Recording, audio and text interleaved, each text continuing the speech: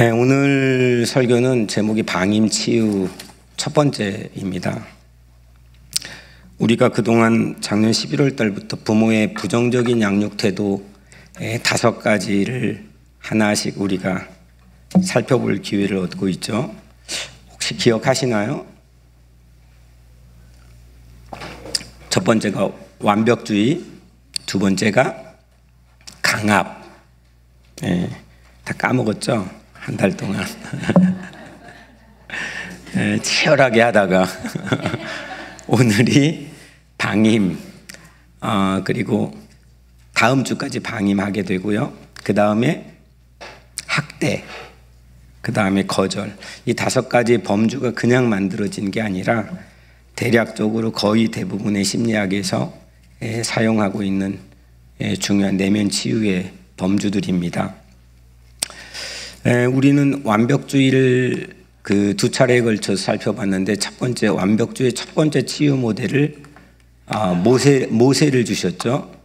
출애굽기 3장 5절 말씀이었는데, 모세는 이 왕실로부터 특별한 인텔리 교육을 받았기 때문에 몇 가지 단서를 우리가 함께 나눴지만 완벽주의에 가까운 그런 모습을 보여줍니다. 그런데 하나님께서는 모세의 80의 나이에 완벽주의의 신을 벗겨주시고 치유해 주시죠.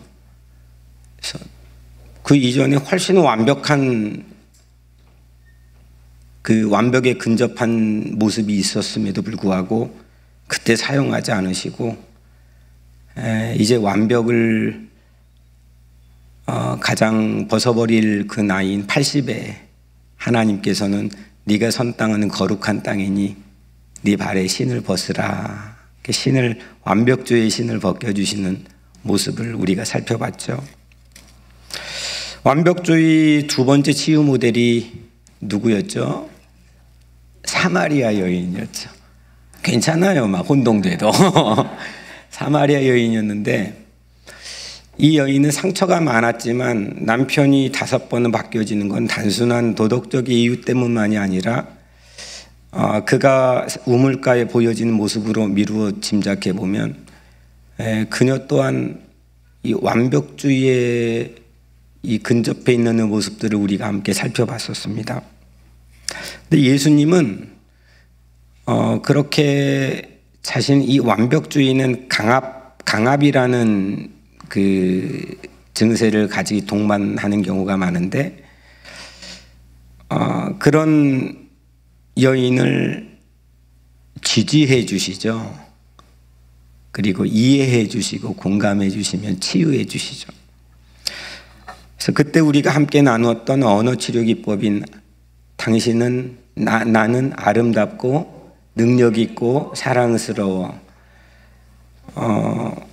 이 여인은 자신이 아름답고 능력 있고 사랑스러운 존재라는 새로운 깨달음을 행동으로 옮기는 실천을 그 사건 말미에 자기의 우물가에 찾아오는 목적이었던 물동이를 버리고 상종하지도 않았던 동네에 들어갔고, 자기가 설득할 힘이라는 일도 없던 동네 사람들에게 말을 하기 시작하는데 역사가 일어났죠. 하나님 치유해 주셨어요. 세 번째 강압의 첫 번째 그 치유 모델, 그 이제 이삭이죠.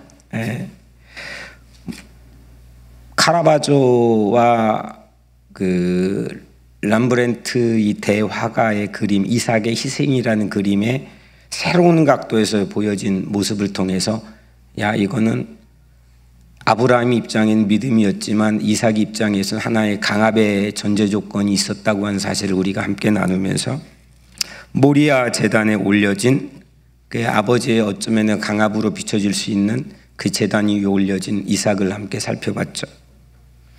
그런데 이삭은 그 위에서 가장 역사상 질기게 오랫동안 전통적으로 있는 세상의 신들의 모습은 인신공양입니다. 인간의 노력과 희생과 헌신으로 신이 기뻐하는 거예요. 우리는 거꾸로죠. 신이 희생해서 우리 인간에게 구원이 이른다는 전혀 정반대의 유일한 신앙의 교리를 하나님께 주셨는데 그 하나님 체험을 이삭이 그 제단 위에서 하게 된 거 아닙니까? 더 근사하게 치유되는 모습으로 이삭이 사용되게 되죠. 마지막으로 강압의 두 번째 치유 모델이 누구였죠?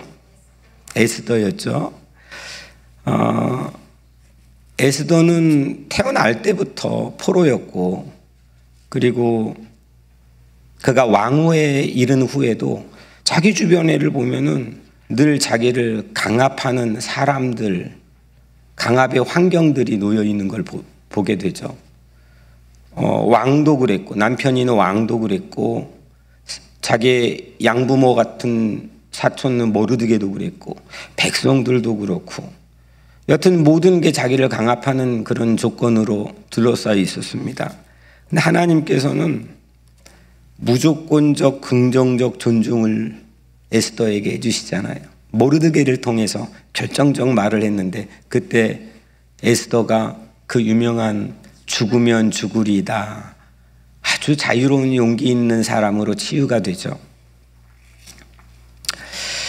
우리도 하나님의 어떤 무조건적 긍정적 존중, 그 아가페인 건데 이거를 전적으로 신뢰할 때, 내가 그거를 믿을 때 우리에게 스스로에게 괜찮아 라고 하는 하나님의 언어를 우리 각자에게 할 수 있다고 하는 거 아니겠습니까?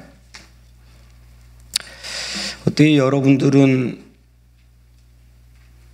이 아름답고 능력 있고 사랑스러운 존재로 때로는 허물 많고 때로는 넘어지기 쉬운 연약한 존재이지만 하나님께서 우리를 바라봐 주신 시선을 가지고 괜찮아, 괜찮아, 하나님이 다시 일어나게 해주셔 라고 하는 그런 치유의 그 뜀틀이 오늘 여러분들의 삶에 있게 되기를 주의 이름으로 축원해요. 이 치유의 과정을 통해서 우리 교회 성도들 드러나게 또 드러나지 않게 하나님께서 만져주셔서 치유해 주시는 그런 모습들을 참 기쁨으로 보게 됩니다. 그런데 물론 나 각자 자신이 치유되는 것도 있겠지만 제가 생각하고 묵상하게 되는 한 가지 유익은 뭐냐면 사람을 훨씬 더 폭넓게 이해하게 된다는 거예요. 그냥 보통은 내 기준으로 내 스타일대로 아주 순발력 있고 손쉽게 사람을 판단하는 경우가 많잖아요. 그런데 이런 폭이, 이런 새로운 어떤 틀이 우리가 사람을 훨씬 더 깊이 또 넓게 이해해 줄 수 있는 이 영적인 중요한 틀이 될 수 있다고 생각해요. 그래서 여러분들 가정 안에서도 또 여러분들의 각자의 일터에서도 우리 교회 안에서도 그런 좀 넓은 사람, 성숙해져 가는 그런 어른다운 어른, 또 신앙인다운 신앙인, 그렇게 되기를 주의 이름으로 간절히 축복합니다. 오늘은 방임이에요. 방임. 영어로는 neglect인데 무시하고요. 좀 돌보지 않고 그냥 지나치는 거죠. 또 간섭하지 않고 한마디로 말하면 내버려 두는 거, 이게 이제 방임이에요. 이해 오시죠? 이해가 도망가면 안 됩니다. 이해가 와야지. 이 이미지의 컨셉을 잘 정리를 해두고 오늘 말씀을 같이 듣기를 바라요. 물리적 방임, 두 가지 방임이 있는데 물리적 방임은 몸이 떨어져 있는 거예요. 이민 생활하면서 엄마가 먼저 왔어요. 자녀는 고국에 있었어요. 오랜 기간 동안 잘 만나기가 어려워요. 그거는 일종의 내 의도와는 상관없는 방임이 피차간에 주어지는 거죠. 이런 거를 물리적 방임이라고 불러요. 그리고 또 정서적인 방임이라는 게 있어요. 같이 있는데 여러 가지 이유로 인해서, 우리 원인 살펴보겠지만 여러 가지 이유로 인해서 잘 돌보지를 못해요. 또 깊은 관심을 제공하지 못해요. 이런 걸 정서적 방임이라고 불러요. 저 같은 경우는 어린 시절에 고아원에 자랐기 때문에 그런 물리적 방임이 있었겠죠. 근데 그건 하나의 환경 조건일 뿐이지 사실 우린 누구에게나 그런 정서적 방임으로 인해서 같이 있는데도 불구하고 그 어떤 방임이 주는 가장 큰 핵심적인 감정의 문제인 외로움이라고 하는 게 사람 누구에게나 다 있는 거 아니겠어요?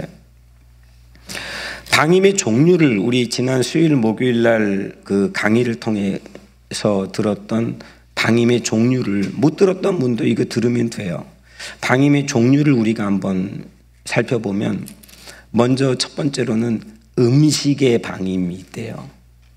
음식의 방임은 자녀에게 영양 있는 음식을 제대로 먹이지 못하는 거예요. 저도 처음 알았어요. 저에 대해서 이걸 하면서. 저는 식당을 고르는 게 남들은 잘 이해를 아니 목사님 만나는 것도 많고 식당 너무 많이 할 텐데 전 그게 가장 어려워요. 그리고 메뉴를 고르는 것도 너무 어려워요.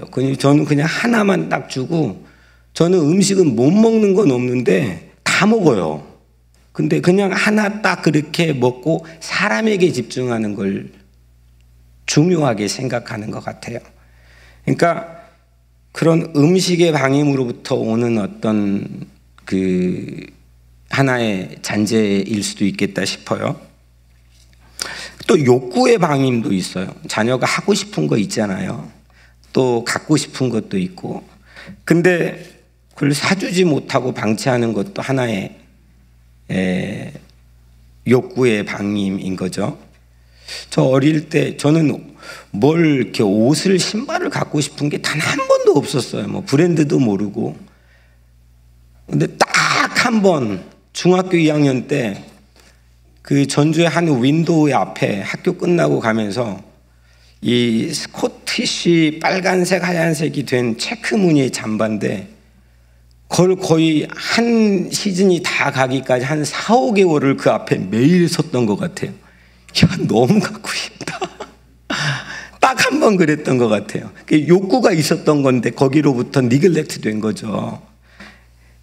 뭐 그건 다양하게 우리에게 있지 않겠어요? 세 번째로 보호의 방임이라는 게 있어요. 어린 자녀인데 어쩔 수 없이 혼자 있게 하는 경우가 있잖아요. 그래서 위험에 노출될 수도 있는 경우가 있잖아요. 그게 보호의 방임이에요. 네 번째로 접촉의 방임. 부모가 자녀를 안아주거나 쓰다듬어 주거나 아이 컨택을 하거나 그게 잘 안 되는 경우죠. 특히 우리 이민 1세들의 경우는 그냥 와서 일 나가면 막 밤늦게 들어오고 언제 뭐 접촉을 할 기회가 언제 있었겠어요. 그런 경우에 접촉의 방임이 있을 수 있는 거죠. 다섯 번째 놀이의 방임은 부모가 시간을 내서 좀 자녀들하고 놀아줘야 되는데 뭐 그걸 잘 놀아주지를 못해요. 그것도 하나의 어떤 방임이라는 거죠. 여섯 번째 대화의 방임, 또 일곱 번째 정서적 방임이라는 게 있어요. 어제 토요일 날 오늘 투게더 모임을 준비하기 위해 리더 모임을 가졌는데 새벽 예배 끝나고 가졌는데 뭐 재미있는 얘기들이 많더라고요. 다 방임 나도 뭐 그러는데 제가 허락받고 얘기하는 겁니다. 우리 이성욱 권사님이 어디 있어요? 네, 이성욱 권사님이 그 6남매요, 5남매요? 6남매인데 중간이래요. 중간인데 이렇게 커서 사진을 보는데 사진마다 언니들은 공주처럼 예쁘게 차려입고 있더래요.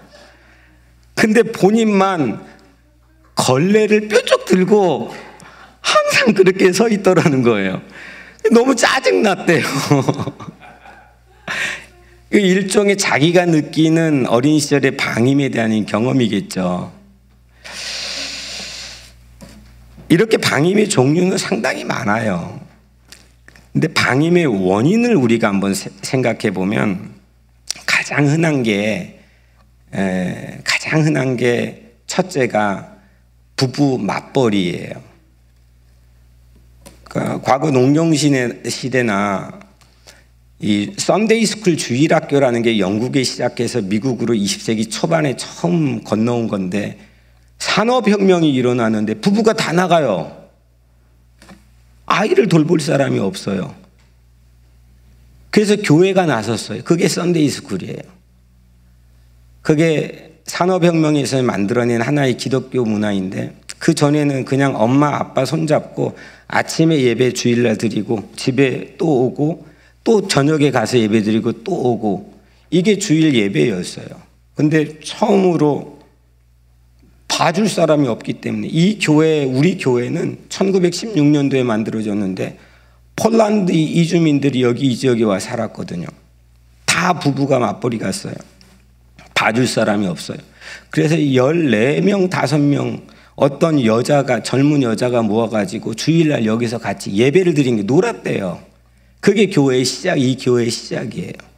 그 부부의 맞벌이라고 하는 건 아이들이 방임되는 아주 중요한, 이 동서고금을 막론하고 중요한 이유가 되는 거죠.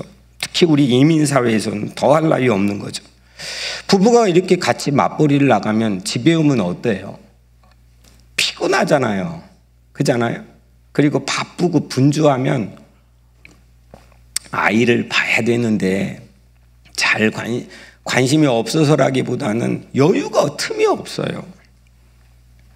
그러다 보면 여유가 있어도 안 되는 거예요. 어떻게 할지를 모르는 거죠. 그것도 하나의 방임의 주요 원인이 될 수 있는 거죠. 그 다음에 세 번째로는 부모가 아파요. 병으로 장기간 누워있거나 입원해 있는 경우죠. 제가 이거 허락을 못 받아서 미처 말을 못했는데, 어제 가병모임에서 엄마가 17년 동안 어린 시절에 아파 누워 계셨대요. 근데 거기 동생까지 또 태어났어요. 얼마나 힘들어요. 나도 아이인데. 근데 그것도 하나의 우리가 경험할 수 있는 그런 자녀들의 방임의 상태이겠죠. 원인이겠죠. 네 번째는 부모의 중독. 그 중독으로 인해서 자녀가 깊은 관심을 받지 못하는 걸로부터 박탈당할 수 있는 거죠. 이게 가장 흥미롭고 많은 건데, 동생의 출산. 이게 자녀가 방임되는 주요 원인 중에 하나예요. 아이가 많거나 동생이 출산되면 이 관심을 갖기가 어렵잖아요. 우리 양지철 장로님은 어떻게 돼요?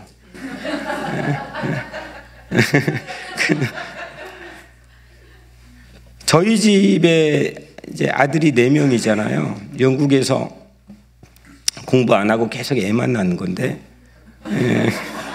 둘째 해담이가 이제 태어났는데, 해담이가 1살 이제 막 넘었을 1살 때였어요. 근데 자기도 애기인데 쌍둥이가 태어났어요. 아니, 동생이 2명이 생긴 거예요. 제 기억으로는 이 해담이는 기저귀를 채워놓으면 늘 무릎까지 내려와 있었어요.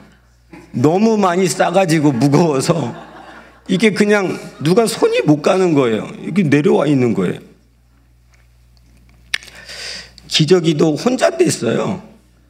하루는 혼자 아주 생생히 기억해요. 갑자기 기저귀를 혼자 쑥 벗더니 쑥 하고 던져요. 그때부터 실수하지 않더라고요. 침대에 쌍둥이를 눕혀놓으면 이제 우유병을 꽂아놓죠. 그래서 우유를 먹게 꽂아놓으면 해담이는 아무도 없는, 이게 눈치를 보고 아무도 없는 틈을 타가지고 어느새 중간으로 들어가요. 그래가지고 한 명씩 옆에 국이 거 우유병을 뺏어가지고 자기 입에 넣어요. 쭉쭉 빨고 다 먹은 다음에 다시 꼽아놔요. 그리고 또 이쪽 거를 갖다가 쭉쭉 빨고 다시 꼽아놔요. 사진도 찍어놨어요. 일종의 지금 오늘 이 말씀으로 생각하면 해담이는 음식의 방임에 걸린 거죠. 이렇게 동생들이 출산되면 이렇게 자기가 받아야 될 관심과 이런 걸 못 받게 되니까 아무리 골고루 준다고 그래도 일종의 방임이 있겠죠. 다섯 번째로는 심각한 거지만은 부부가 갈등이 있거나 부부 싸움을 하면 어떻게 돼요? 부부 싸움 하는데 싸움하다 말고 아이고 우리 새끼 그래요? 뭐 난리가 나는데 이 아이는 방치되는 거잖아요. 여섯 번째, 부모의 이혼. 오늘날 아주 중요한 사회적 그 이슈이기도 하지만 부모의 이혼. 저 어릴 때는 한 50%는 생짜 고아들이었어요. 그러니까 태어날 때부터 그냥 어떻게 고아예요? 부모가 죽었거나 안 계시는 거죠, 양쪽 다. 그런데 지금은 거의 100%에 가깝다 그래요. 90 몇 프로? 그러니까 부모의 이혼, 부모의 어떤 갈등으로 인해서 고아원생들이 대부분이 한국 사회, 아마 여기도 마찬가지일 거예요. 일곱 번째는 부모의 죽음. 부모의 죽음. 전 세계적으로 이 아동방임이 사회적 가장 큰 이슈가 되었던 최고의 때는 뭐냐면 세계 제1차, 2차 대전 때 아빠 밖에 나가 전쟁터에 나가요. 엄마 일터로 가죠.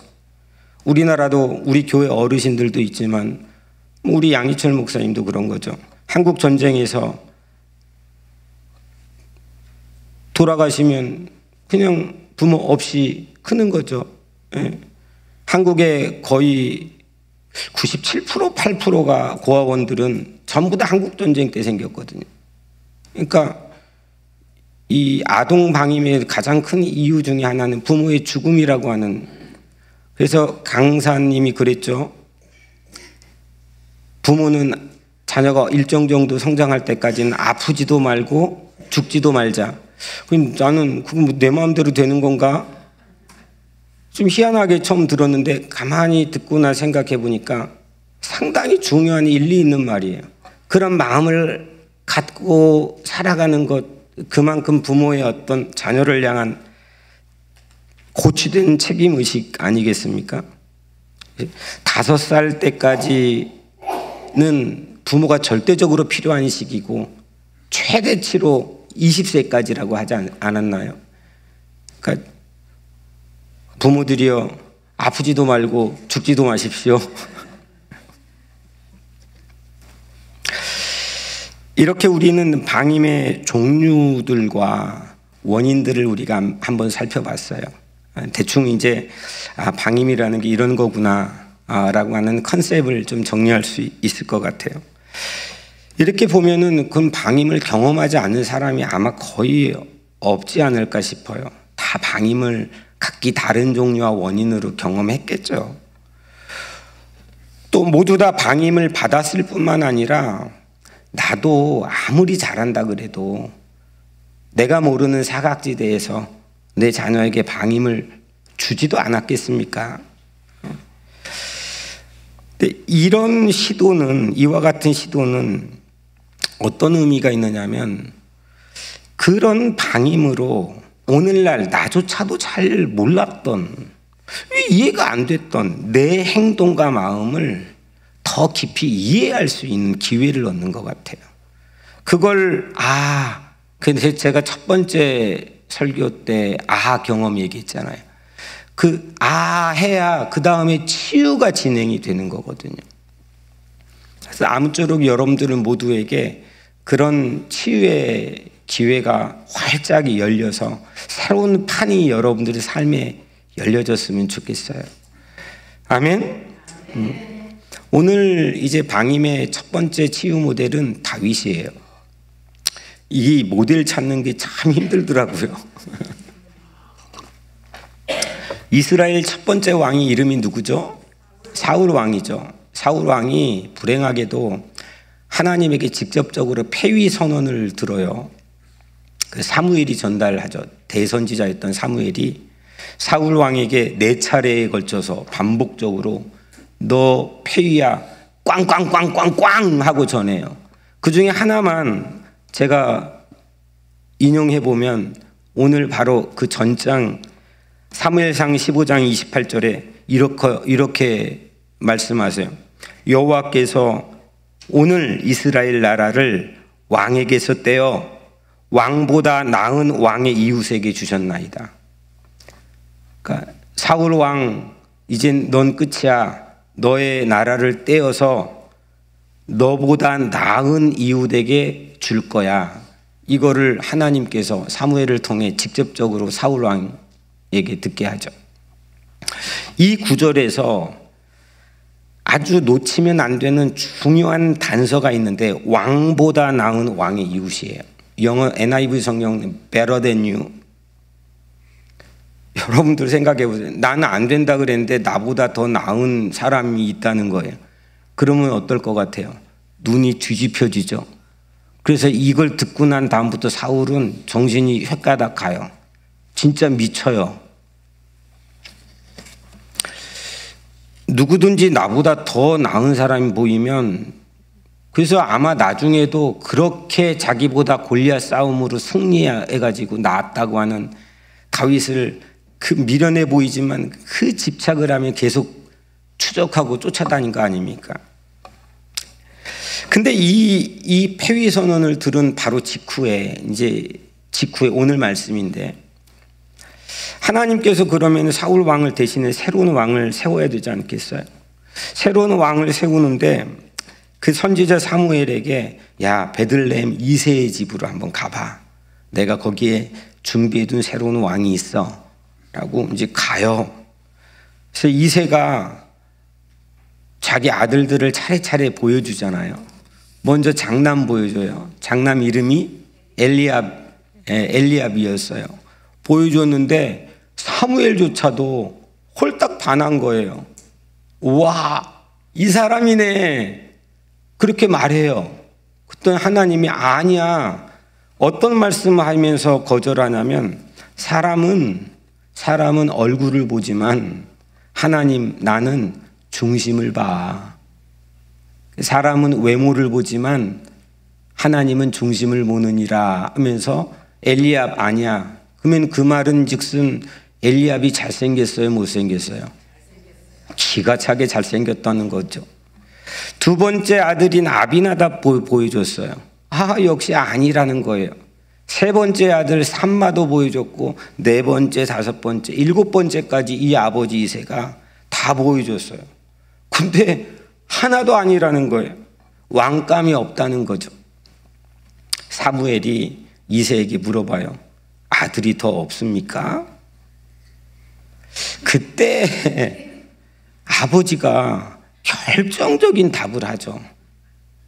결정적인 답을 하는데, 오늘 본문 16절에 이새가 이르되 아직 막내가 남았는데 그는 양을 지키나이다. 이 막내가 누구예요? 다윗이죠. 그러면 이 말씀을 우리가 생각해 보면, 다윗은 아버지에게 기억되는 존재예요? 잊혀진 존재예요? 잊혀진 존재예요. 기분이 좋아요, 나빠요? 기분 나쁘죠. 다윗은 기억되지 않는 꼬마였던 거예요. 대선지자, 당대 이스라엘판에서는 누구나 다 아는 사무엘이 자기 집에 왔는데 거기에도 끼지 못했어요. 아버지는 아예 한 명씩 보여주면서 기억조차 못했던 거죠. 그리고 말을 하는데 막내가 있다는 거, 이름도 거명되지 않아요. 바깥에서 일하고 있었어요. 양 지키고 있었어요. 다윗이 여러분이라면, 그 나중에 이 이야기를 들었다면 여러분들 마음은 어떨까요? 그래도 우리 성도들 수준은 근사하니까 괜찮겠죠? 대답이 없는 걸 보니까 별로 안 괜찮겠죠? 이 다윗의 방임이잖아, 이것도. 아주 완벽한, 명백한 팩트잖아, 이건. 근데 이 다윗의 방임 한 가지는 우리도 주목하지 않았어요, 이 말씀을. 오늘 이 이야기를 숱하게 아마 여러분들도 들었고 읽었을 테지만, 거의 대다수가 다윗이 장차 왕위에 오를 장엄한 소리 없는 서곡으로 우리는 기억하고 이해했을 뿐이지, 이게 다윗이 방임되었다는 순간이었다는 것은 우리에게도 그 사실조차 방임된 거예요. 그러니까 이거 완전히 다윗은 방임된 인생이에요. 근데 아이러니하게도요, 다윗의 이런 방임이 오늘 이 말씀 바로 직후에 이 엄청난 베네핏으로 작동하게 하는 것을 다윗조차도 몰랐을 거예요. 제가 좀 전에 말씀드렸죠. 사울 왕은 무엇 때문에 정신이 획가닥했다고요? Better than you.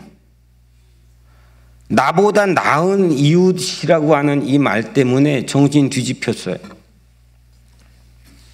그런데 모두 경계하는 거죠. 누구를 믿을 수 있겠어요? 근데 아빠에게조차도 방임될 정도로 허술했던 다윗, 그 다윗만큼에게는 사울 왕이 마음을 놓아요. 오늘 말씀 직후에 다윗 바로 곁에 수금 하프를 연주하는 사람으로 다윗을 스카우트해요. 그리고 바로 그 말씀 안에서 직후죠. 심지어는 사울 왕의 무기를 들고 있는 자로 임명이 돼요. 그냥 완전한 무장해제 되는 거죠. 자연스럽게 하나님의 이끄심이라는 게 참 놀라운 게, 분명히 방임된 부정적인 팩트가 벌어졌는데 그 이유 때문에 그는 왕실에 들어가서 장차 왕이 될 훈련을 직접적으로 경험하게 되는 거 아닙니까?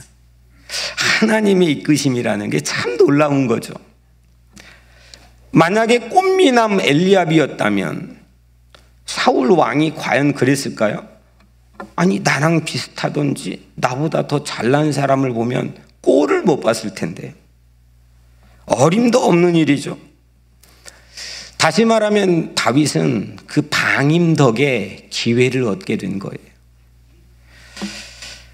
다윗이 가정 안에서, 우리가 그동안 이 스토리를 통해서 주목 별로 안 해봤지만 명백한 사실은 다윗은 가정 안에서 덜 주목받았던 게 사실이지만 다윗은 그 방임을 상처로만 받지 않았어요. 두 가지 인생의 종류가 있어요. 내가 방임되었다. 난 그럼 방임됐다는 팩트를 갖고 사는 거예요. 근데 또 하나는 방임이 된 팩트는 그대로 있지만 그거를 방임 자체로만 내가 가지고 품고 살지는 않아요. 이 결은 하늘과 땅 차이로 벌어져요. 도리어 다윗은 사람에겐 주목받진 않았지만 하나님에게 주목받는 은혜를 가지고 살아가잖아요. 골리앗 전투에 가서도 내가 나갈게요, 형들이 어땠어요? 야이, 웃기지 마. 이 방임하잖아요. 무시하잖아요. 너까지 게 어딜 가나 그랬어요. 근데 그 방임이라고 하는 경험 자체가 그가 새롭게 판을 바꾸어 살아가는 중요한 동력이 됐다는 거예요.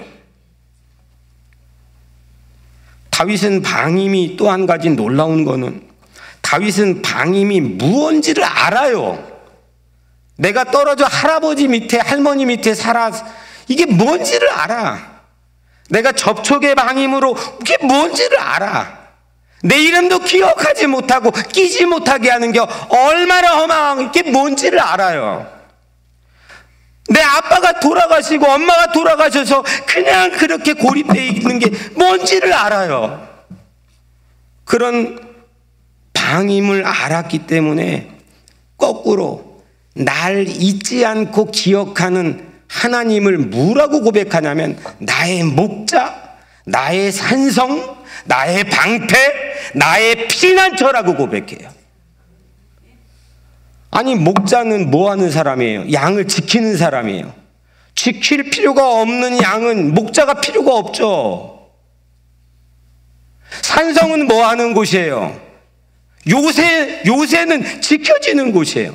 지킬 필요가 없는 평야에선 산성이 필요가 없어요. 우리가 다 아는 메타포 은유니까 그걸 끄집어다가 그냥 앵무새처럼 사용하지만 아무것도 그걸 끄집어 사용하지 않았던 그 단어들을 기가 막히게 끄집어가지고 하나님은 나의 목자시고 하나님은 나의 방패시고 하나님은 나의 산성이시고 하나님은 나의 피난처라는 것은 다윗이 잊혀진 존재라는 방임의 경험에서 오는 거예요. 도리어 자기의 브랜드를 만들어 나갔죠. 그래서 방임 없이는 없는 은혜를 다윗은 받은 거예요. 우리에게도 왜 그런 버려진, 잊혀진, 사라진, 떼어진 그런 가슴 아픈 방임에 대한 경험들이 왜 없겠습니까? 하지만 하나님께서는 오늘 다윗의 모습을 통해 우리에게 보여주는 것처럼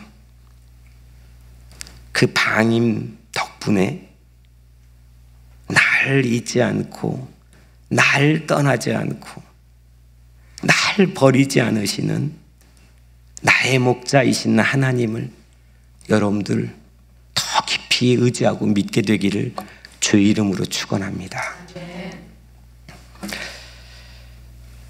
방임의 이 심리학에서 이야기하는 아주 대중화되는 언어 치유 기법 중에 하나가 I 메시지가 있어요. I 메시지 전달법. 영어 I. 이게 무슨 뜻이에요? I? 나는이죠.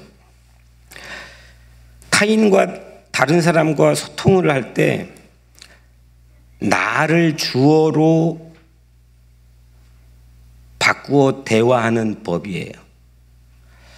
반면에 you 메시지가 있어요. 이거는 너를 주어로 상대방의 행동과 생각에 대한 평가나 비판을 하는 대화 방식이에요. 근데 의외로 대부분의 사람들은 대부분 you 메시지를 사용해요. 대화할 때. 한 가지 예를 들어보면 좋아하는 드라마를 엄마가 보고 있는데 아이가 옆에서 시끄럽게 떠들어요. 뭐 드라마의 큰 대사가 안 들릴 정도로 떠들어. 이때 유 메시지는 너 조용히 못해? 너 때문에 TV를 제대로 볼 수 없잖아. 이거예요. 남편이 늦게 들어와. 그러면 뭐라고 그래요? 나는 하고 말해요. 당신은 하고 시작하죠. 반면에 아까 그 경우에 드라마를 보고 있는데 아이 메시지는 아이야, 엄마가 드라마를 제대로 볼 수가 없네. 드라마 끝날 때까지만 조용히 하면 참 고맙겠네. 그 주어가 뭐예요? 엄마가죠. 엄마가. 내가 드라마를 볼 수 없네. 그 나는 좀 속상하네. 내가 드라마를 끝날 때까지 조금 참아주면 어떻겠니? I 메시지는 내 마음이나 생각에 먼저 초점을 맞추어 정직하게 전달을 해요. 이기적인 게 아니에요, 이거는. 상대방이 나에 대해 감정적으로 내가 유로 얘기하면 상대방은 뭐? 하고 더 나에겐 날카로운 비수 같은 대화를 해요. 그런데 상대방이 나에 대해 감정적으로 대하지 않고 나의 방임 상태를 오해 없이 받아들일 수 있게 알려주는 게 I 메시지 대화법이에요.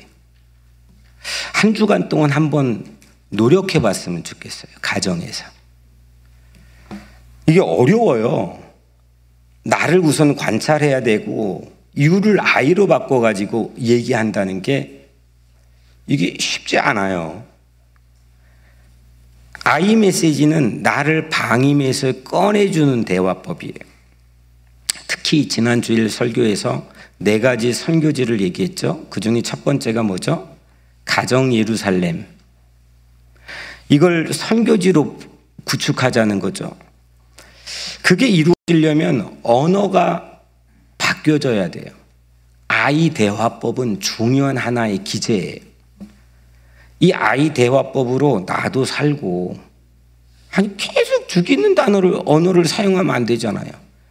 나도 살고 너도 살고 함께 근사해지는 그런 가정 선교지를 먼저 구축하게 되기를 주의 이름으로 축원합니다.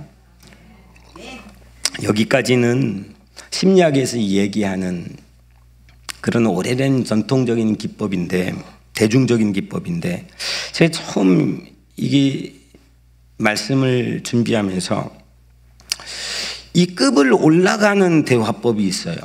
이게 다윗의 대화법인데 이건 God 메시지 대화법이에요. God이 뭐죠? 하나님이죠. 하나님은 나의 목자시니. 주어가 하나님이에요.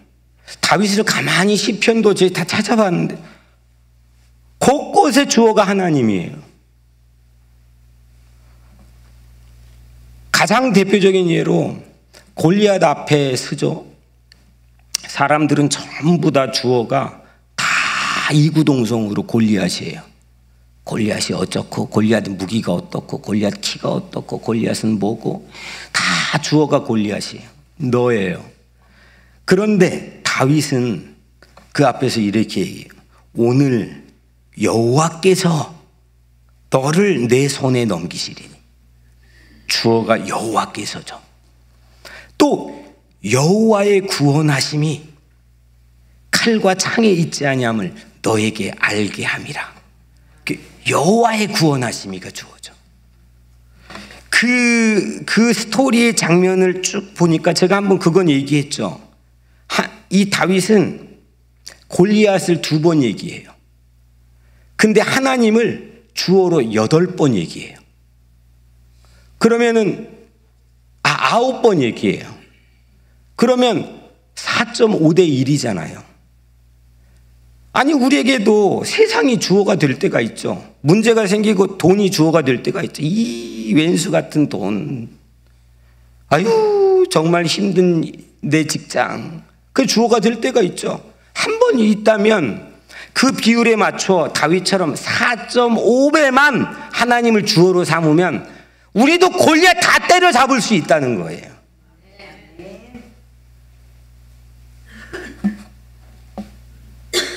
이게 신앙의 힘인 거예요. 4.5대 1만 주어 체인지가 일어나면 돼요. 하나님을 주어로 삼으면 돼요. 하나님이 나를 이끌어가는 주체가 되면 돼요. 하나님이 내 이슈를 끌고 가는 수레가 되면 돼요.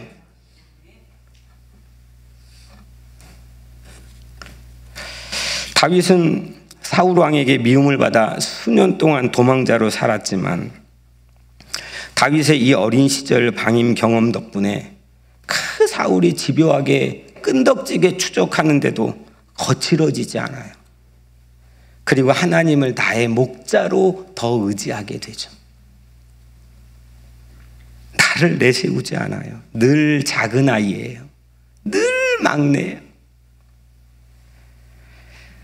우리에게도 나의 각자의 방임 상처를 하나님은 선으로 바꾸어 주실 줄로 믿습니다. 그래서 아예 방임 은혜를 받기를 주의 이름으로 축원합니다. 전 자녀를 키우면서 마지막 돼지인데